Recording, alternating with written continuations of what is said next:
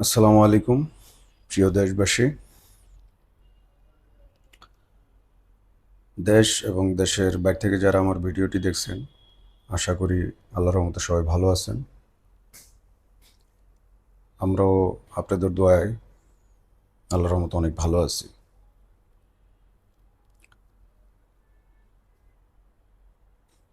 পৃথিবীর বয়স অনেক হয়ে গেছে, বহুত। এক একজনের এক এক রকম হিসাব, যাই হোক। আর আমাদের ধর্ম ইসলাম প্রায় ১,৫০০ বছর। তো আমাদের নবী মোহাম্মদ রসুল্লাহ সাল্লাহ সাল্লাম ওনার পবিত্র জবান মোবারকে অনেকগুলো বাণী প্রকাশ করে গেছেন উম্মতের মাঝে, বা ওই সময় যারা জাজিরাতুল আরাবিয়াতে বসবাস করত, মানে বর্তমানে সৌদি আরব,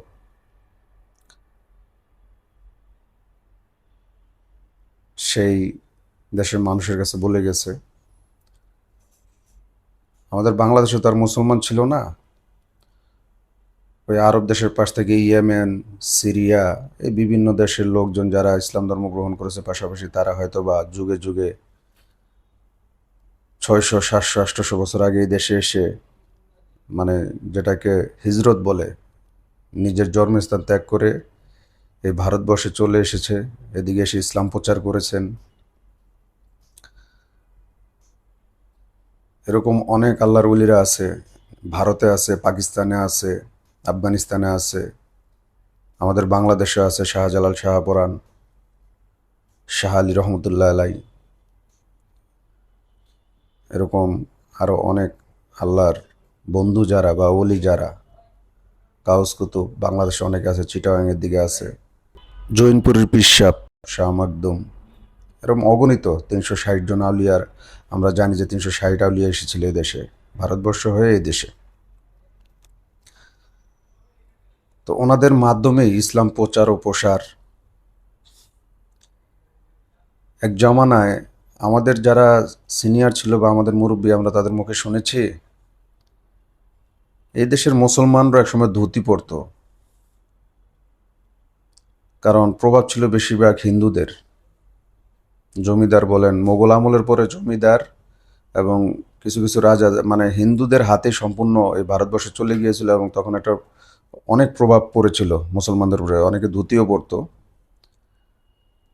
তো যাদের উসিলায় ইসলাম ধর্মে দেশে আসলো, যাদের উসিলায় ধুতির পরে আমরা ইসলামী লেবাস যদিও বলি পাঞ্জাবি পায়জামা, এটা অ্যাকচুয়ালি এক একটা দেশের কালচার অনুযায়ী পোশাক পরা হয়। তা আমরা ওই সৌদি আরব হিসাবে টুপি, মোহাম্মদ রসুল্লাহ সাল্লাহ সাল্লামের দাড়ি মোবারক, একে আমরা সুন্নত মেনে না। আসলে জিনিসটা অ্যাকচুয়ালি এরকম না। আরব দেশের যে প্রথা, মাথা পাগড়ি থাকতো, একটা বেল্টের মতো মাথার উপরে থাকতো, এবং তারা যে বড় একটা মাথা পাগড়ির মতো রাখতো, এটা অনেক সময় মরুর ভূমিতে তারা যখন রওনা হইতো, যদি মরুর ঝড় উঠতো, তারা কাপড় দিয়ে পুরো ফেসটাকে পেঁচায় ফেলতো যেন ধুলো। তো যাই হোক, প্রত্যেকটা দেশের এক একটা কালচার আছে। যেহেতু আমাদের প্রিয় নবী হযরত মুহাম্মদ সাল্লাল্লাহু আলাইহি সাল্লাম এই পোশাক পরিধান করেছে, এই জন্য আমরা এটাকে সুন্নত হিসাবেই মেনে নেই। হয়তো ওটা আমরা ডিটেলস অনেকে জানি না, তো যাই হোক, সুন্নত হিসাবে পালন করি। আর পৃথিবীতে মোহাম্মদ রসুল্লাহ সাল্লাহ সাল্লামের উম্মতগণ মোহাম্মদ রসুল্লাহ যা যা করেছে তা তাই ফলো করে, অনুকরণ করে বা অনুসরণ করে। দুঃখের বিষয় হলো, বর্তমান জমানায় এসে এক একজন এক এক ধরনের ফতুয়া মন গড়া দিচ্ছে। কেউ বলছে এটা এইভাবে না ওভাবে, কেউ ওটা বলছে ওভাবে না এইভাবে। এই ফেরকা বা এই মাসলা মাসাইল নিয়ে সাধারণ মানুষ আজকে বিভ্রান্তে, কে কোনটা পালন করবে। তো এর ভিতরে যে কথাটা হলো যে দিন যতই যাইতেছে, যে কেয়ামতের আলামত বলতে একটা কথা আছে, সেই কথাটাই মনে পড়ে যে কেয়ামতের আগে আলেমে আলেমে ঝগড়া ফেসাদ লাগবে, আলেমকে আলেম হত্যা করবে। অলরেডি ওরকম কিছু ঘটনা ঘটে গেছে, আর আমরা দেখতেও পাচ্ছি যে এরকম ঘটনা হচ্ছে অহরহ।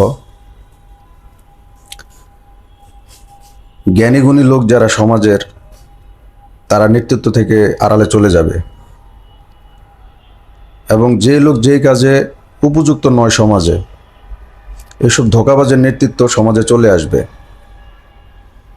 এবং মিথ্যাবাদী লোক যারা, তারা বুক ফুলিয়ে চলবে, তাদেরকে মানুষ সালাম কালাম দিবে, তাদেরকে হুজুর হুজুর ভাই ভাই তেল মাখবে। সত্যবাদী লোক যারা, তারা নিজেদেরকে সমাজ থেকে সম্পূর্ণ আলাদা করে ফেলবে এবং তারা নীরব হয়ে যাবে। কারণ নির্লজ্জ, বেহায়া, চাটুকার, সন্ত্রাসী, তেলবাজ, এইসব লোকের সমাজে অনেক চাহিদা বেড়ে যাবে। এদের পিছে মানুষ অনেক ঘুরবে, এদের দল অনেক ভারী থাকবে। আর ভদ্রলোক যারা, তারা মাথা নোয়া যাবে, মাথা নোয়া আসবে, কারণ তাদেরকে কেউ সালাম দিবে না, তাদের সাথে কেউ কথা বলতে চাবে না, কারণ সমাজের ভিতরে তারা নেতৃত্ব দিবেই না, ঘৃণায়, লজ্জায়। এমন একটা সময় আসবে যে শিক্ষিত আমি আমি একটা ভদ্রলোক, এই পরিচয়টা দিতেই তারা ঘৃণা করবে। সমাজের ভিতরে অশিক্ষিত, মূর্খ, চণ্ডাল, বেহায়া, নির্লজ্জ যত কুকর্ম করছে, এরা বুক ফুলায় পরিচয় দিবে, আমি অমুক, আমি কালা, আমি দলা, আমি টুন্ডা, আমি পিচাস। দেন না কিছু টাইটেল আছে আমাদের সমাজে, মানে নির্লজ্জগিরি করে, তাই ওইটাই ওনার টাইটেল। তো সেই জমানা চলে আসছে। আর মহিলারা রাস্তার ভিতরে ওপেন ঝগড়া করবে। তো মোহাম্মদ রাসূলুল্লাহ তার মহিলাদেরকে বলে নাই যে তারা চলাফেরা করতে পারবে না, তারা ব্যবসা বাণিজ্য সবই করতে পারবে, তবে পর্দা করে করতে পারবে। কিন্তু বর্তমান জমানায় ব্যবসা করতেছে, হয়তো বা যার যেভাবে ভালো লাগে যাক। মহিলারা দল বাঁধিয়া ঝগড়া করবে রাস্তাঘাটে, ওই দিনটা চলে আসছে। আর আগের কালের যারা আল্লাহর ওলি ছিল, সত্যবাদী লোক ছিল, যারা হাত তুললে আল্লাহর কাছে আল্লাহ তাদের হাতকে ফিরাইয়া দিত না খালি হাতে, বৃষ্টি চাইলে আল্লাহ পাক বৃষ্টি দিত, কোনো রোগ বালা মুসিবত যদি মহামারী রূপ ধারণ করতো, তারা হাত তুললে আল্লাহ পাক সেগুলো থেকে মানুষকে মুক্ত করতেন, ক্ষমা করতেন। যে প্রিয় হাতগুলার কারণে বা যে প্রিয় বান্দাগুলো আল্লাহ পাকের ছিল, তারা এখন নাই জমিনে, তারা ঘুমিয়ে আছে, পৃথিবী থেকে বিদায় নিয়েছে। সেই সব পবিত্র আত্মাগুলো বা সেসব পবিত্র মানুষগুলোকে বর্তমান জমানার আলেম সমাজরা গালাগালি করবে, বলবে তারা ছিল মূর্খ, তারা অনেক কিছু জানতো না, এত সুন্দর করে কোরআন পড়তে জানতো না, এইভাবে তাদেরকে গালাগাল করা হবে। আর বর্তমান জমানার আলেম সমাজ যারা, তাদের চিকচাক্য অনেক বেড়ে যাবে, তাদের পোশাক আশাকে, তাদের সৌন্দর্য, মসজিদগুলো অনেক সুন্দর হবে, কিন্তু মুসল্লি থাকবে কম, এবং খুব সুন্দর সুন্নতি লেবাস সবই থাকবে, কিন্তু ইমান থাকবে এই গলার উপরে, অন্তরে না। কারণ কি, এই টাইপের লোকগুলা সকালে এক কথা বলবে, বিকালে আরেক কথা বলবে, কারণ তারা ধন সম্পদের লোভে লোভী হয়ে যাবে, টাকা পয়সার কাছে বিক্রি হয়ে যাবে। এই জন্য তাদের সকালে এক কথা থাকবে, বিকালে আরেক কথা থাকবে। এটাও কিয়ামতের আলামত। আর সবচেয়ে বড় দুঃখজনক হয়েছে, মোহাম্মদ রাসূলুল্লাহ সাল্লাল্লাহু আলাইহি ওয়াসাল্লামের উম্মত দাবি করবে, কিন্তু কাজ করবে সম্পূর্ণ মোহাম্মদ রাসূলুল্লাহ সাল্লাল্লাহু আলাইহি ওয়াসাল্লাম যে কথাগুলো বলেছে ঠিক তার উল্টাটা। আর এক আলেম আরেক আলেমের ভিতরে ফতুয়া নিয়ে ঝগড়া বিবাদ চলতেই থাকবে। আর ইহুদি বলেন, নাসারা বলেন, খ্রিস্টান বলেন, তারা এখন একটা জিনিস মানে, হয়তোবা তাদের তাওরাত বলেন, ইনজিল বলেন, জবুর বলেন, যাই ছিল আগে কোরআন শরীফের আগে, আসমানি কিতাব তো 104টা, তার ভিতরে 4টা হচ্ছে মূল, আর 100খানার হয়তোবা হিসাব কারো কাছে নাই। তো মূল 4খানার ভিতরে আমাদের শ্রেষ্ঠ হয়েছে কোরআন শরীফ, তার আগে ছিল ইনজিল শরীফ, তার আগে তাওরাত, তার আগে জাবুর শরীফ ছিল। জাবুর, এই 4টা মেন। তো হয়তোবা তাদের কিতাবে আছে, ইহুদিরা এতটুক জানে, এখনো বিশ্বাস করে, বা এটা আমরাও জানি, একদম পরোক্ষভাবে দেখি। জুম্মার নামাজে যে মানুষগুলা হয়, ফজরের টাইমে মানুষগুলা হয় না। ইহুদি নাসারা এখনো জানে যে মুসলমানদের জুম্মায় যেমন রাস্তাঘাট 6 তালা 7 তালা বা গাড়ি যাওয়ার রাস্তা সহ বন্ধ হয়ে যায়, কিন্তু ফজরের বেলা তাদের মসজিদে ওইভাবে মানুষ হয় না।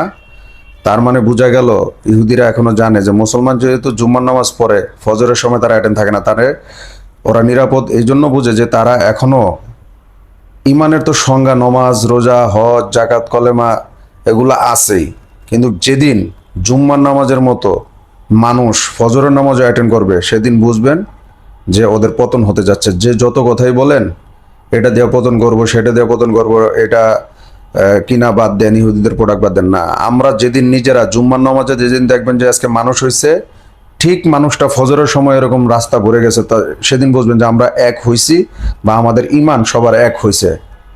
আমরা এখন ইমানিভাবে আল্লাহর হুকুম পালন করতে পারতেছি। যেদিন এই দিনটা আসবে সেদিন মনে করবেন আমাদের জয় হবে। এর আগে যে যত কথাই বলেন, আমরা এটা করব, আমরা সেটা করব, আমরা ওই মানে সৌদি দলে শেষ হয়ে যাবে, ওই জর্ডান দলে শেষ হয়ে, এইগুলা কোনো কথা না। আমি যে কথাটা বললাম এটা একটু মনোযোগ দিয়ে সহকারে শুনবেন, কারণ আপনি জুম্মার দিন আসতেছেন যে আল্লাহর হুকুম পালন করার জন্য। ফজরের বেলা কি আরেক আল্লাহ নাকি? তো ফজরের সময় মানুষগুলা যায় কই? প্রথম তারাবির দিন যেই মানুষ হয়, ছয়তলা মসজিদ বইরা রাস্তা সহ বইরা যায়, ঠিক এই মানুষগুলাই যেদিন চাঁদ ওঠে, রোজা শেষ বা তারাবি শেষ, ওদিন ফজরের বেলায় মানুষগুলা যায় কোথায়? ঠিক আবার ঈদের জামাতের সময় পুরো রাস্তা ঘুরে যায়। তার মানে বোঝা গেল কি, আমাদের ভিতরে এখনো আল্লাহকে যেভাবে মানার কথা ওইভাবে আমরা মানতে পারছি, আমরা খামখেয়ালি করতেছি, আমাদের ইচ্ছা মতো চলতেছি। তো যেহেতু আমরা আমাদের ইচ্ছা মতো চলতেছি, সৃষ্টিকর্তা আমাদের দোয়া এখন আর কবুল করে না। সৃষ্টিকর্তা যেদিন দোয়া হবে সেদিন মুসলমানকে মুক্ত দিবে। আমরা সবাই আল্লাহর ইবাদত যেগুলো আছে, আল্লাহর হুকুম আছে, আল্লাহর হুকুম যেভাবে পালন করার দরকার সেভাবে পালন করি। মোহাম্মদ রাসূলুল্লাহ সাল্লাল্লাহু আলাইহি ওয়াসাল্লামের ইত্তেবা যেভাবে করা দরকার সেভাবে করি। খালি ছোট্ট একটা এক্সাম্পল আমি দিলাম, এটাকে আপনি একটু চিন্তা করেন যে কথাটা সত্য কিনা। আপনার ঈদের জামাতে এত মানুষ হয়, ঠিক জোহরের বেলা গিয়ে দেখবেন এই মানুষগুলা নাই। জুম্মার দিন যে মানুষগুলো হয়, ঠিক জুম্মার দিন ফজরের বেলায় এই মানুষগুলা নাই। তার মানে কি আমাদের ইচ্ছা মতো আমরা ইবাদত করি। আর আরেকটা কথা হচ্ছে, কথাটা কেউ অন্যভাবে নেবেন না। দেখবেন এলাকার একজন পাতি নেতা, উনি ডাক দিলে যেভাবে সবাই দৌড় দেয়, ঠিক আজানের সময় যখন আল্লাহর বরত্ব ভাব প্রকাশ করা হয়, মুয়াজ্জিন বলে হাইয়াল আসসালাহ হাইয়াল আল ফালাহ বা আল্লাহু আকবার আল্লাহু আকবার, ওই নেতার ডাকে যেরকম দৌড় দেয়, জানি যে ওখানে গেলে পুলিশে ঠ্যাঙ্গাইবো, লাঠিপিটা করবো, তারপরে দৌড় দেয় নেতার মন খুশি করার জন্য। তো যে সৃষ্টিকর্তায় 3.5 হাত বডি দিল, 2টা চোখ দিল, যে মুখ দিয়ে যে কথা বলতেছি, এত সুন্দর মুখ, জিহবা, ঠোঁট, যাই দিছে, এটি পৃথিবীতে দ্বিতীয় অর্ডার কেউ দিতে পারবে না, কেউ বানাইতেও পারবে না। এই যে অশেষ নিয়ামত দেওয়ার পরও আমরা আল্লাহর ডাকে না গিয়ে নেতার ডাকে যাই। দেখা গেল নেতা আমার আগে যাইতে যেতে স্টক করে দুনিয়াতে নাই। যে নেতার পিছনে ঘুরলে বাড়ি হবে, গাড়ি হবে, টাকা পাবো, টেন্ডার পাবো, নেতাই শেষ, সব শেষ। কিন্তু সৃষ্টিকর্তা সারা দেহটা বা এই বডিটা ফ্রি দিছে। সৃষ্টিকর্তাকে যেভাবে ইবাদত করার কথা ছিল ওইভাবে আমরা করতে পারি না বা ডাকতে পারি না, বিদায় সৃষ্টিকর্তা আজকে আমাদের দোয়া শুনে না। এবং মোহাম্মদ রাসূলুল্লাহ সাল্লাল্লাহু আলাইহি ওয়াসাল্লাম আল্লাহ পাকের এই সৃষ্টির ভিতরে শ্রেষ্ঠ মহামানব এবং আল্লাহর হাবিব, আল্লাহর দোস্ত। ওনার মতো প্রিয় করে আল্লাহ পাক কেউকে বানায় নেয়, আর আরেকজন হবেও না। তাই জন্য বলি, আমরা যতদিন পৃথিবীতে থাকব, যে যতটুক পারি হিংসা, অহংকার, রাগ, রাগান্বিত, অবৈধ লোভ, টাকা পয়সা, ধন সম্পদ, এগুলোর পিছনে না ঘুরে আমরা এক আল্লাহ রাসূলের যতটুক পারি আনুগত্য ইবাদত করি। আর নসিবে যতটুকু আছে, আর বেশি তো আর হবে না। জোর দখল করতে পারেন আপনি, বলে ভাই কি বলেন, অমুকে জোর করে এরকম বাড়ি দখল করলো, কোটি কোটি টাকা সম্পত্তি হয়েছে। ভাই সম্পত্তি হয়েছে কোটি কোটি টাকা, সত্য কথা, জোর দখল করেই করছে, তারা কেউ কিছু বলতে পারে না। কিন্তু ভোগের বেলা আপনি কতটুকু ভোগ করেন বলেন? 3 বেলা মিলা আধা কেজি চালের ভাত খান, বা 3 বেলা 3টা বড় টুকরা মাছ খান, সবকিছু মিলে 2 কেজি খাবার বা 1.5 কেজি খাবার আমার মনে হয় না যে একটা মানুষ 3 বেলা খাইতে পারে। তাহলে আপনারা তো হাজার হাজার কোটি টাকা, কানি কানি ক্ষেত, ধানের ক্ষেত, এত কিছু আপনি ভোগ করেন কতটুকু? সারাদিনে 2 কেজি খাবার। তো বাদ বাকিটা যে জোর জবস্তি করে নিলেন মানুষদের, সব কি আপনি ভোগ করতে পারছেন? এগুলো তো আপনার পাপের বোঝা, বোঝা বাড়ায় থিয়ে গেলেন। আবার অনেকে আমরা অহংকার করে বলি, এই যে বড় বাড়িটা, কত বড় বাড়ি দেখছো, এটা আমার বাড়ি। ভাই ওই পুরো বাড়িটা আপনার না। বাড়ির গেট দিয়ে গাড়ি দিয়ে ঢুকেন, গাড়ি থেকে নামেন, গাড়ির ভিতর যে 4-5টা সিট থাকে, পুরো সব সিট আপনার না। এর পেশা আপনার হয়তো বা আপনার স্ত্রী থাকে, পাশে আপনার সন্তানরা থাকে, আপনি একটা সিটের মালিক। ঘরে যখন যান, যে খাটে ঘুমান, 4 হাত 5 হাত খাট, অনেক দামি খাট, হইতে পারে কোটি কোটি টাকার খাট, কিন্তু ওই খাটটাও পুরো আপনার না। পাশে আরেকজন অংশীদার আছে, হয় আপনার ওয়াইফ বা আপনার ছোট বাচ্চা থাকলে। আপনার হাত ওই 2 হাত বা 2.5 হাত জায়গা। তো এত ভোগ বিলাসিতা, এত অহংকারের কিছু নেই। ভোগের বেলা দেখেন আপনি, ঠিক ওই যে ফুটপাতে একটা গরিব লোক বা অসহায় লোক যেভাবে যতটুকু জায়গা নিয়ে ঘোরাঘুরি করে, আমার মনে হয় অতটুকু জায়গা আপনি বাসায় ভোগ করতে পারেন না। ইভেন কি ও যখন ঘুম থেকে ওঠে, ওর যে ক্ষুধা, এতগুলা ভাত খেতে পারে, আমার মনে হয় আপনি অতটুকু খাইতে পারেন না। তাহলে যেহেতু ভোগের বেলায় সবাই সমান সমান বা কম আর বেশি। এবং যেদিন চলে যাবেন যে জায়গায় রাখা হবে ফাইনাল ডেস্টিনেশন 3.5 হাত, ওখানেও বেশি কিছু নিতে পারবেন না, এসি লাগাতে পারবেন না। তো খামাখা পারাপারি তোর জোর এগুলো করে লাভ নেই ভাইয়া। সবাই আমরা সৃষ্টিকর্তার কাছে মাথা নত করি, ভালো হয়ে যে মানুষের সাথে ভালো ব্যবহার করি, চলাফেরা করি। হ্যাঁ, জিদ মানুষের একটা ভিতরে আছে সবারই, তবে সব সময় জিদগুলা যেন যে জায়গায় প্রয়োগ করা দরকার ওইখানে করতে পারি। শুধু শুধু কি একজনকে মার দৌড় করা, শুধু শুধু একজনকে ধমক দেওয়া, ওই চটপটি খাইলাম বিল দিলাম না, রিক্সায় উঠলাম 30 টাকার ভাড়া জোর করে, বেটা এখানে 20 টাকা ভাড়া, এই আপনি এখানে রিক্সাওয়ালার সাথে 20-30 টাকার জন্য ঝগড়া করবেন, একটু পরে ভালো একটা রেস্টুরেন্টে যাবেন, রেস্টুরেন্টে গিয়ে কি করবেন, বরে দিয়ে দিলেন 200 টাকা। তো রিক্সাওয়ালা 10 টাকা বেশি ছিল তারা মারলেন, আর রেস্টুরেন্টে গিয়ে 200 টাকা গিফট করে দিলেন। ওইখানে রিক্সাওয়ালা 10 টাকা দিলে কি হইতো? সে তো হাট পরিশ্রম করে। তো যাই হোক, অনেক কথা বলে ফেলছি। যদি আমার কথায় কেউ কষ্ট পেয়ে থাকেন ক্ষমা করে দিবেন। আর আমাদের যেহেতু চলে যেতে হবে, আমরা একটু নম্র ভদ্র হই, মানুষকে বুঝাই। টাকা পয়সা দরকার আছে জীবনে, অবৈধ টাকার জন্য কোনো সোয়া না লাগে। আল্লাহ পাক আমাদেরকে হালাল রুজি রোজগার করার তৌফিক দান করুক, আমিন। আসসালামু আলাইকুম ওয়া রাহমাতুল্লাহ।